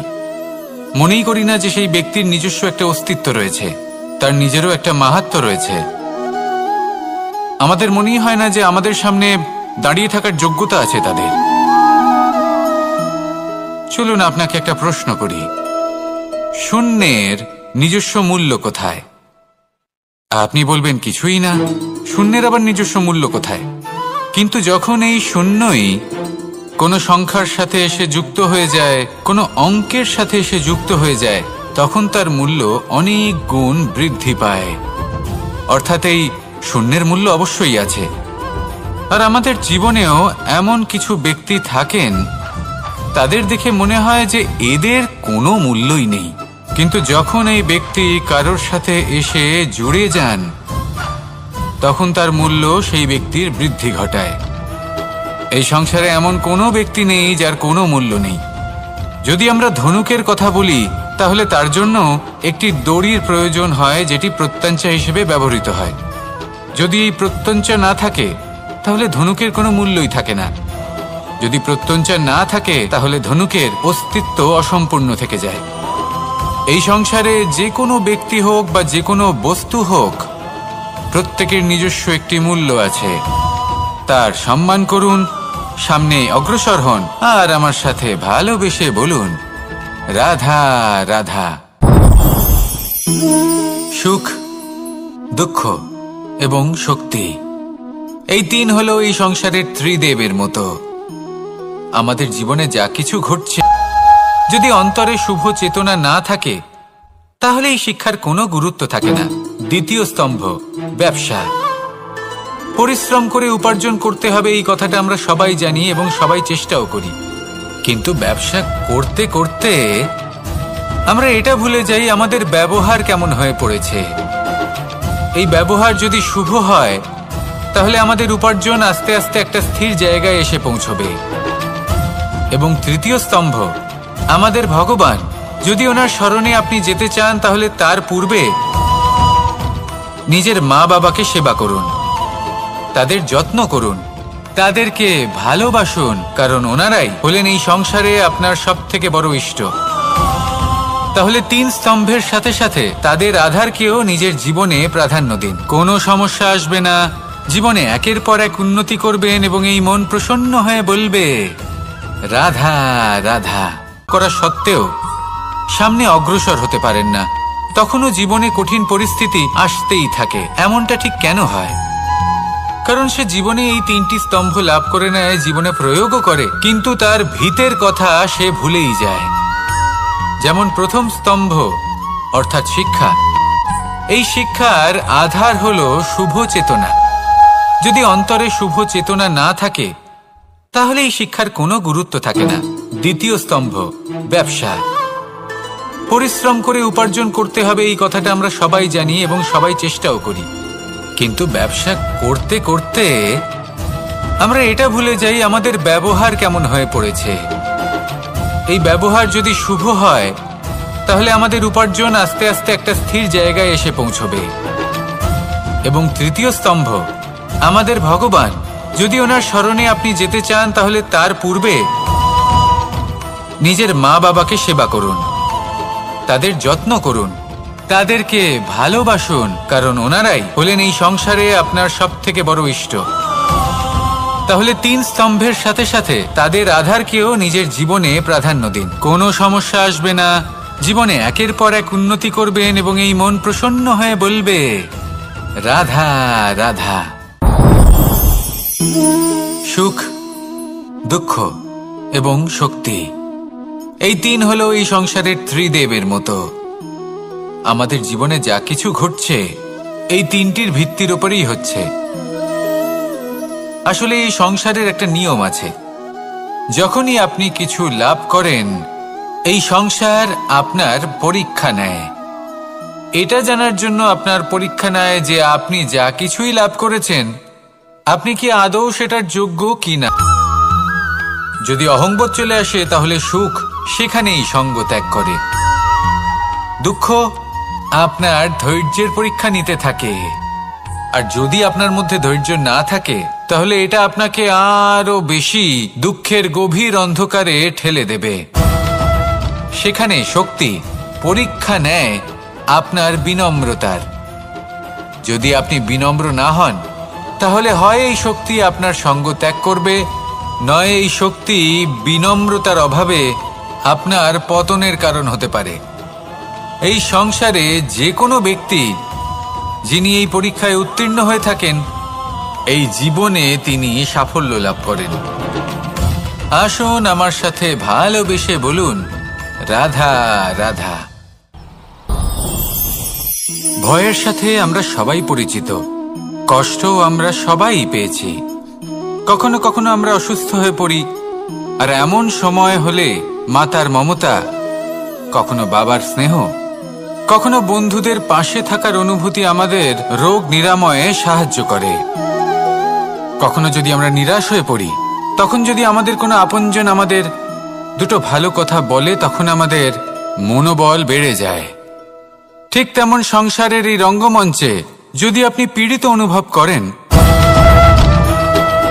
কিছু শুভ কথা আলোচনা করুন, কিছু স্তুতি গান করুন, কিছু মুহূর্তের জন্য হলেও নিজের ইষ্টদেবের কথা স্মরণ করুন আর প্রার্থনা করুন। সাহস বাড়বে, শক্তিও বৃদ্ধি পাবে এবং সামনে এগিয়ে চলার পথও দেখতে পাবেন। তখন এই মন প্রসন্ন হয়ে বলবে রাধা রাধা। এই সংসারে কখনো কোনো ব্যক্তিকে তার বাইরের পোশাক দেখে বিচার করার চেষ্টা করবেন না, এটা খুব বড় ভুল করবেন। যেমন আমরা জীবনে অনেক সময় এমন করি, ধরুন কোথাও একটা গাছ দেখলাম, খুব বিশাল আকারের একটা গাছ, যেটা মাটির থেকে অনেক উঁচুতে পৌঁছে গেছে, যার বিশাল শাখা আছে। সেগুলো দেখে আমরা ভাবি যে এই গাছে হয়তো কত সুস্বাদু ফল আছে, আমরা সেই গাছের পরিচর্যা করতে থাকি। আবার অন্যদিকে হলো একটি তৃণ, যেটা মাটি থেকে কিছুটা উঁচুতে পৌঁছেছে, কিন্তু সেই তৃণর নিচে, মাটির নিচে অত্যন্ত সুস্বাদু ফল বা সবজি জন্ম নেয়। যা আমাদের স্বাস্থ্যের পক্ষে অত্যন্ত উপকারী। সেই জন্য কখনো আবরণ দেখে কাউকে বিচার করতে চেষ্টা করবেন না। তার বদলে এটা বোঝার চেষ্টা করুন যে আপনার সামনে যে ব্যক্তি আছে বা বস্তু আছে তার বিশেষত্ব কি। যদি এই বিশেষত্ব বোঝার ক্ষমতা আপনি অর্জন করেন, যদি এই শিল্প আপনি নিজের ভেতরে জাগ্রত করেন, তাহলে এই সংসারে বিশেষত্ব কি সেটা আপনি জানতে পারবেন। আর এই সমস্ত খেলা দৃষ্টি থেকে নয়, দৃষ্টিভঙ্গি থেকে জন্ম নেয়।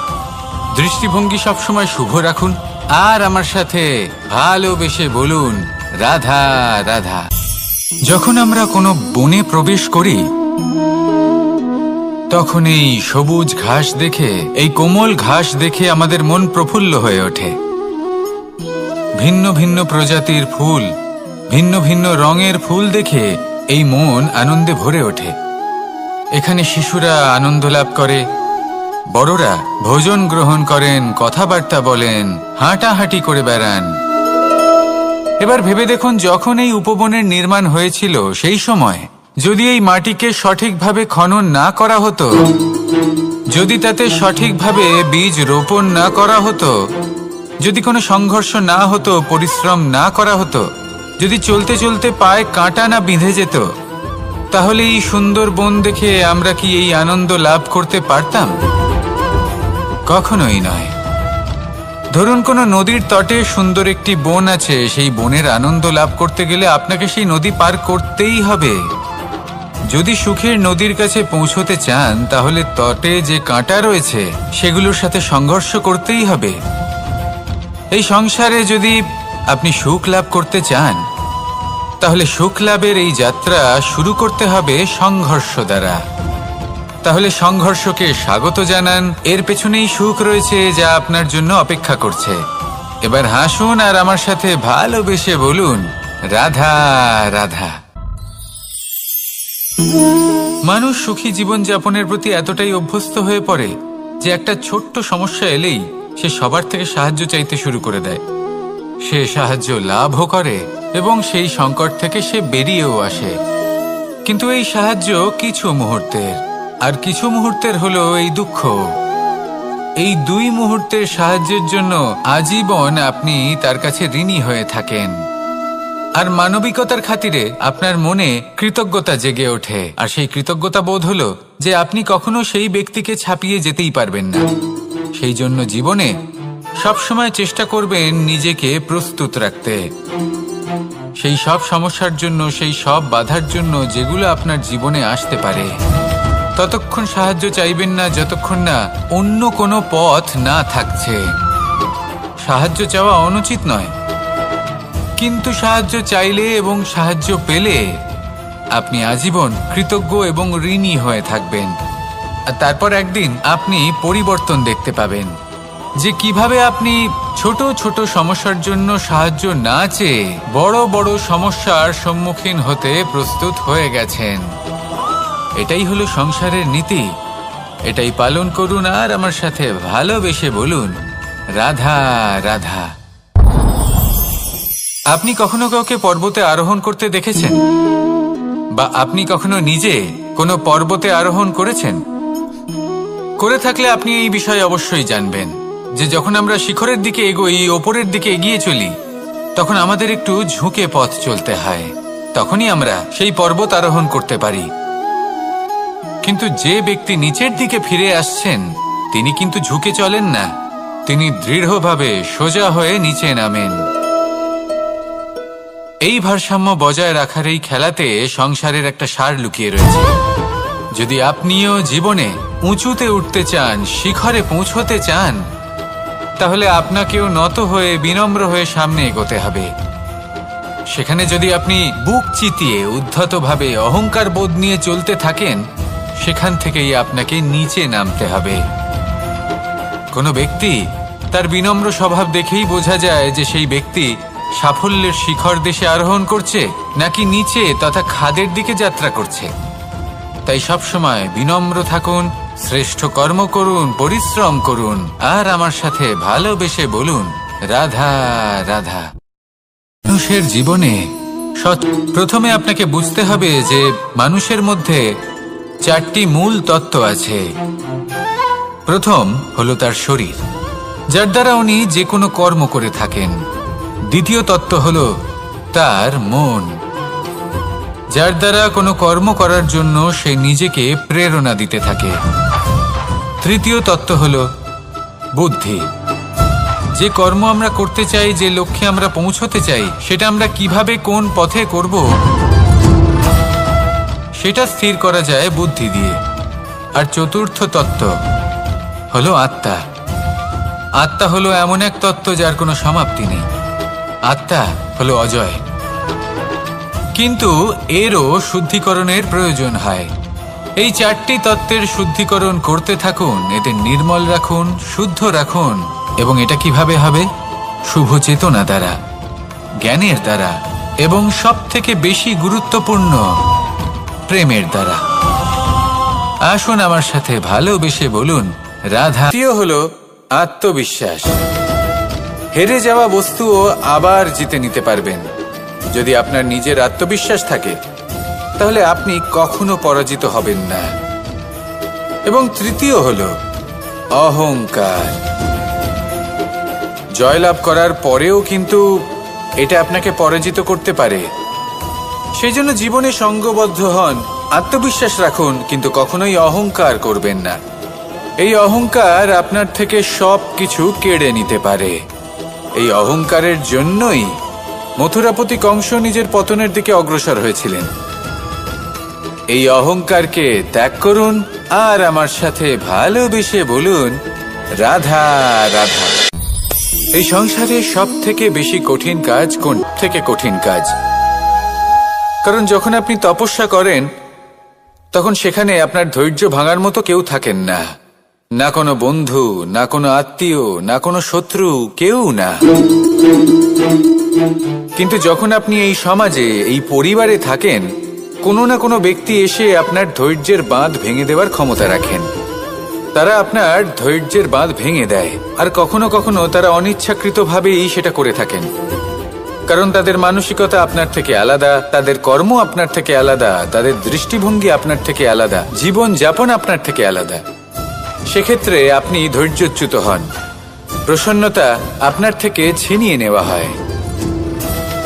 সেই জন্য এই সংসারে, এই পরিবারের থেকেও ধৈর্য ধরে সামনে অগ্রসর হওয়া কোনো পর্বতের শিখরে গিয়ে তপস্যা করার থেকেও অনেক বেশি কঠিন।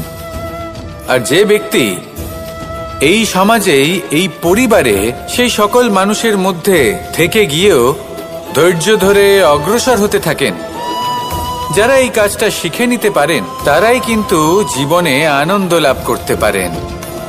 এই ধৈর্যই শেষে আপনার জীবনে প্রসন্নতা বহন করে আনবে। তাই ধৈর্য ধরে জীবনের পথে অগ্রসর হন আর আমার সাথে ভালোবেসে বলুন রাধা রাধা। কোথাও রোপণ করার আগে বোঝার চেষ্টা করুন যে যার ওপর আপনি বিশ্বাস করতে চলেছেন সে কি আদৌ আপনার বিশ্বাসের যোগ্য কি না। ভেবে দেখুন সেই ব্যক্তি ভবিষ্যতে গিয়ে আপনার বিশ্বাস ভাঙতে পারে কি না। এটাও ভেবে দেখুন যে যাকে আপনি বিশ্বাস করতে চলেছেন তাকে আপনি বিশ্বাস করলে নিজের জীবনের উদ্দেশ্যে আপনি অগ্রসর হতে পারবেন কি না। আর তার জন্য প্রয়োজন সঠিক সিদ্ধান্ত, পরখ করা, কোনটা উচিত কোনটা অনুচিত সেটা বোঝা। আর তাতে কিন্তু আপনি সন্দেহবাতিক হবেন না, তাতে আপনি আরো নিপুণ হয়ে উঠবেন। তাই যদি আপনি নিপুণ হয়ে উঠতে চান তাহলে বোঝার চেষ্টা করুন, পরখ করে দেখুন, কোনটা উচিত কোনটা অনুচিত বুঝুন। আর বিশ্বাস তখনই করুন যখন আপনি 100% নিশ্চিত হবেন যে সে বিশ্বাসের যোগ্য। আসুন আমার সাথে ভালোবেসে বলুন রাধা রাধা।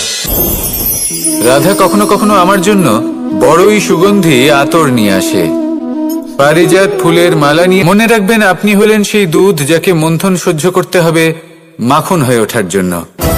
মনে রাখবেন আপনি হলেন সেই ফুলের মতন যাদের পিষ্ট হতে হবে সুগন্ধি আতর হয়ে ওঠার জন্য, যাকে এই সংসার পছন্দ করে।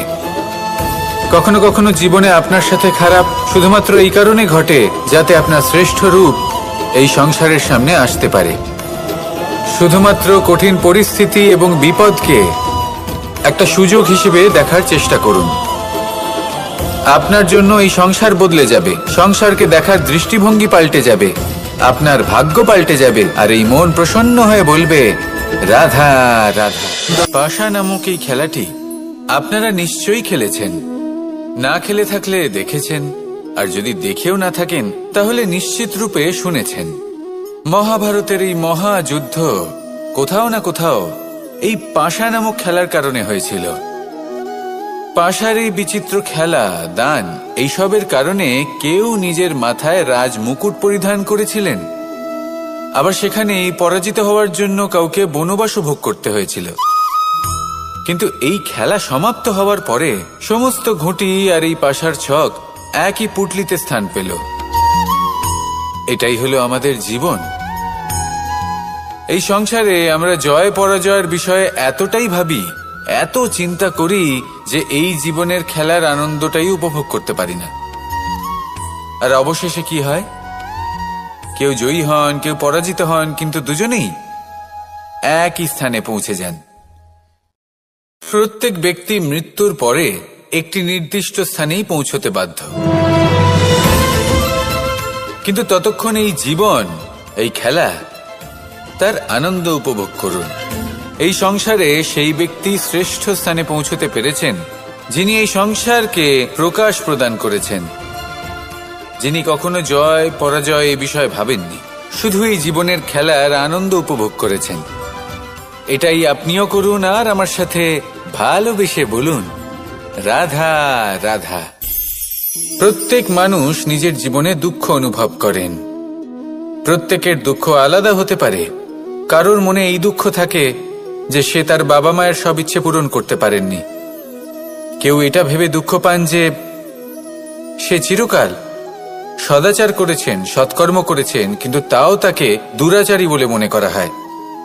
কেউ এটা ভেবেও দুঃখ পান যে তার সামনে যে ব্যক্তি রয়েছেন তার চোখে তিনি শত্রু হয়ে উঠেছেন বা দুষ্ট হয়ে উঠেছেন, যেখানে তিনি হয়তো কোনো অনুচিত কাজই করেননি।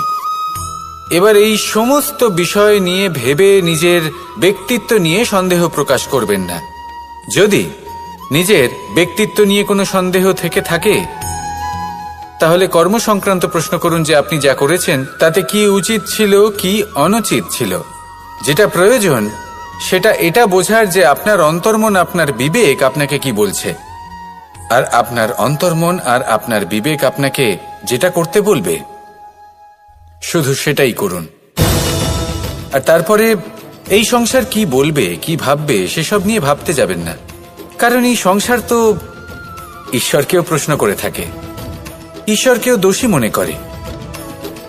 কখনো কখনো যখন কোনো ঘটনা মানুষের ইচ্ছা অনুযায়ী ঘটে না, তখন মানুষ এটা বলে যে হে ঈশ্বর, আপনি আমার পাশে থাকলেন না, আপনি বড়ই কঠোর, এটা আপনার দোষ। যেখানে বেশিরভাগ সময় হয়তো সে নিজেই নিজের কর্মফল ভোগ করছে, আর কখনো কখনো ঈশ্বর হয়তো তার জন্য আরো ভালো কোনো পরিকল্পনা করে রেখেছেন, কিন্তু মানুষ সেটা বুঝতে পারে না। তাই দিনের শেষে যেটা প্রয়োজন সেটা হলো নিজের মনের কথা বুঝতে হবে। আপনার বিবেক কি বলছে শুধু সেটাই করুন, আর সামনে এগোতে থাকুন। আমার সাথে ভালোবেসে বলুন রাধা রাধা। পরিবর্তন, এটা হলো সৃষ্টির অমূল্য নিয়ম। এই সংসারে সবকিছু সময়ান্তরে পরিবর্তিত হয়, এই সময়ও পরিবর্তিত হয়। পরিবর্তন চিরকাল হয়ে এসেছে আর চিরকাল হতে থাকবে, কিন্তু এবার আমরা সেই পরিবর্তন কিভাবে লাভ করব যেটা আমাদের প্রয়োজন, যেটা আমরা চাই। আমরা জীবনে বিকাশ চাই। এই বিকাশ কিভাবে লাভ করতে পারি? এই প্রকৃতি কিন্তু আমাদের অত্যন্ত উত্তম উদাহরণ দিয়ে বুঝিয়েছে। একটি বিন্দুর উদাহরণ দিয়েছে যা ভবিষ্যতে একটা বিশাল নদীর আকার ধারণ করে। এটা কিভাবে হয়? মেঘ থেকে একটি বিন্দু ঝরে পড়ে সেই পর্বতের ওপর যেখানে হিম আছে। সেই হিমের সংস্পর্শে আসা মাত্র সেই বিন্দুর সাথে আরো বেশ কিছু বিন্দু যুক্ত হয়, তারপর তারা অগ্রসর হয়, আরো কিছু বিন্দু যুক্ত হয়, আস্তে আস্তে একটা ক্ষীণ ধারার রূপ ধারণ করে, এবং সেটাই ভবিষ্যতে আরো এগোতে থাকে। অনেকটা যাওয়ার পর যখন অনেক সংখ্যক বিন্দু একসাথে যুক্ত হয় তখন সেটা বিশাল নদীর আকার ধারণ করে। এবার আমরা মানুষ বলে আমাদের সাথে এই নিয়মের অন্যথা হয় তা নয়। আমরাও এই প্রকৃতির অংশ, আমাদের ক্ষেত্রেও একই নিয়ম প্রযোজ্য। যখন পরিশ্রম করে অনেক সংখ্যক বিন্দু আমরা একত্রিত করব, তখনই পরিবর্তনের নদী প্রবাহিত হবে। প্রয়োজন হল নিরন্তর পরিশ্রম করা এবং ধৈর্য ধরা। এটা করতে থাকুন, জীবনে সবকিছু লাভ করতে পারবেন। কারণ প্রকৃতি আমাদের এটাই শিখিয়েছে, আর আমরা এই ব্রহ্মরই একটি অংশ, যার দ্বারা এই ব্রহ্মাণ্ড নির্মিত। আসুন আমার সাথে ভালোবেসে বলুন, রাধা রাধা। কখনো এই প্রকৃতির দিকে তাকিয়ে থাকবেন। যে গ্রহণ করে না, এই সংসারকে প্রদান করে, যাতে পশু পাখি মানুষ তারা এই ফল গ্রহণ করে শক্তিশালী হয়ে উঠতে পারে, সুস্থ থাকতে পারে। সেভাবেই নদী, সরোবর এরা নিজেরাও কিন্তু নিজেদের জল গ্রহণ করে না, মাটিকে প্রদান করে, পশু পাখিকে প্রদান করে। সূর্য নিজেও নিজের জন্য প্রজ্বলিত হয় না, সে প্রকাশ ছড়িয়ে দিতে চায় আমাদের সবার কাছে, সে আলো পৌঁছে দিতে চায়। এই প্রত্যেকের কর্মে পরমার্থ নিহিত আছে, আর সেই জন্যই এদের সকলকে পুজো করা হয়। তাই মনে রাখবেন, আপনার কাছে জীবন যাপনের অতিরিক্ত যা কিছুই আছে তা পরমার্থের জন্য। তাহলে তার সদ্ব্যবহার করুন, আর আমার সাথে ভালোবেসে বলুন, রাধা রাধা। আমরা প্রত্যেকেই অবশ্যই এমন সময় দেখেছি যখন অনেকগুলো সমস্যা একসাথে আমাদের জীবনে এসে পড়ে। সমস্যা আমাদের প্রত্যেকের জীবনেই থাকে, আমরা তার সমাধান খুঁজতে চেষ্টা করি, কখনো সমাধান খুঁজে পাই, আবার কখনো যতই চেষ্টা করি না কেন কোনো সমাধান খুঁজেই পাই না। আর যখন এটা হয় তখন মানুষ অত্যন্ত বিচলিত হয়ে পড়েন। নিজের আত্মীয় স্বজন, নিজের বন্ধু বা সংসার, এদের ওপরে এই দোষ চাপিয়ে দেন যে এদের জন্যই এই সমস্যা এসেছে। এবার যদি আমি আপনাকে কোনো পরামর্শ দিই, তাহলে এটাই বলবো যে দৃষ্টিভঙ্গি পাল্টে দেখুন। এই দৃষ্টিভঙ্গি দিয়ে দেখুন যে এই সংসারে যে সমস্যায় আসুক না কেন তার জন্য কেউ দোষী নয়, না আপনি না অন্য কেউ। এই পুরো খেলাটাই আপনার মানসিকতা, আপনার দৃষ্টিভঙ্গির, আপনার মনের। কিভাবে বোঝাচ্ছি? যখন আমাদের মন শক্ত থাকে তখন কঠিন থেকে কঠিনতর পরিস্থিতিও আমাদের জীবনে খুব বেশি হলে প্রতিস্পর্ধা হয়ে থেকে যায়। সেখানে যদি আমাদের মন দুর্বল থাকে তখন অল্প কঠিন পরিস্থিতিও আমাদের কাছে খুব বড় সমস্যা হয়ে যায়, তাই না? একটা শক্ত মন কঠিন পরিস্থিতিকে প্রতিস্পর্ধা হিসেবে দেখে আর তার মধ্যে ওটা সুযোগ খুঁজে নেয়। আমাদের শুধু এটাই করতে হবে। এই সংসারে অন্য কাউকে দোষী মনে করলে আপনার সমস্যা দূর হয়ে যাবে না। সেই জন্য এই সংসারকে দোষ দেওয়ার বদলে এই সমস্যার মূলে চলে যান, সেটাকে বুঝুন, নিজের এই মনকে শক্ত করে তুলুন। যদি আপনার মন শক্তিশালী হয় তাহলে এই সংসারে অনেক বড় বড় কঠিন থেকে কঠিনতর পরিস্থিতিও যদি আসে, আপনার জীবনে যতই বড় বড় সমস্যা আসুক না কেন আপনার লক্ষ্য লাভে বাধা দিতে পারবে না। আসুন আমার সাথে ভালোবেসে বলুন, রাধা রাধা। আমরা সবাই পাথর দেখেছি, পর্বতও দেখেছি, শুকনো পাতাও দেখেছি, শ্যামল বনানীও দেখেছি। কখনো ভেবেছেন পাথরের অস্তিত্ব কিন্তু ততক্ষণ পর্যন্ত যতক্ষণ সে পর্বতের গায়ে আটকে থাকে। যখন সেই পর্বত থেকে সেই পাথর ভিন্ন হয়ে যায় ও নিজের অস্তিত্ব হারিয়ে ফেলে। আস্তে আস্তে কখনো পাথর কেটে বা কখনো পিষ্ট হয়ে সেই পাথর আস্তে আস্তে মাটিতে পরিণত হয় এবং পূর্ণরূপে নিজের অস্তিত্ব হারিয়ে ফেলে। এটাই পাতার সাথেও হয়। এই পাতা যতক্ষণ গাছের ডালের সাথে যুক্ত ততক্ষণ তার অস্তিত্ব থাকে। যখনই ডাল থেকে বিচ্ছিন্ন হয় সেও নিজের অস্তিত্ব হারিয়ে ফেলে। আর এটাই আমাদের সাথেও হয়। যতক্ষণ আমরা নিজেদের আপনজনের সাথে যুক্ত থাকি আমাদের অস্তিত্ব বজায় থাকে। যখন আপনজনদের সাথে সম্পর্ক ছিন্ন করি তখন আমরাও আমাদের অস্তিত্ব হারিয়ে ফেলি। এবার এই সংসারের প্রত্যেক ব্যক্তি স্বতন্ত্র থাকতে চান, আর অনেক ব্যক্তি স্বতন্ত্র থাকবেন বলে আপনজনদের দূরে করে দেন আর তাদের সাথে এই সম্পর্ক ছিন্ন করেন। এটা কি সত্যি প্রয়োজন? আপনজনদের সাথে সম্পর্ক ছিন্ন করে নিজের অস্তিত্ব হারিয়ে ফেলা প্রয়োজনীয়, নাকি আপনজনদের সাথে সম্পর্ক বজায় রেখে নিজেদের স্বতন্ত্র করে রাখা সেটা আবশ্যক? নির্বাচন আপনারই। আসুন আমার সাথে ভালোবেসে বলুন, রাধা রাধা। আপনি কি কখনো নৌকা যাত্রা করেছেন? করে না থাকলেও নিশ্চয়ই দেখেছেন যে এই জল যা নিজের অন্তরে সব কিছু সমাহিত করে নিতে পারে, এই নৌকা সেই জলের ওপরেই ভেসে থাকে। নদীর স্রোত কাটিয়ে সে সামনে অগ্রসর হয়। কিন্তু যদি এই নৌকায় কোনো ছিদ্র হয় তাহলে কিন্তু সেই নৌকা ডুবে যাবে, আর এতে কোনো তফাৎ হবে না যে সেই ছিদ্র ছোট নাকি বড়, নৌকা ডুবে যাবে। এই ছিদ্র হলো আমাদের জীবনে আমাদের অপগুণ, আমাদের দোষ, আমাদের বিকার। কখনো এটা ভাববেন না যে এই দোষ খুবই ছোট, এতে কিছুই যাবে আসবে না। না, সেই ছোট দোষ, সেই ছোট বিকার যদি সেটাকে শুধরে না নেন তাহলে সেটা আপনাকে আপনার পতনের দিকে নিয়ে যাবে।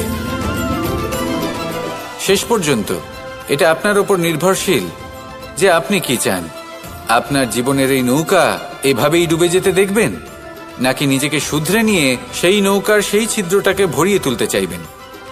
নির্বাচন আপনার।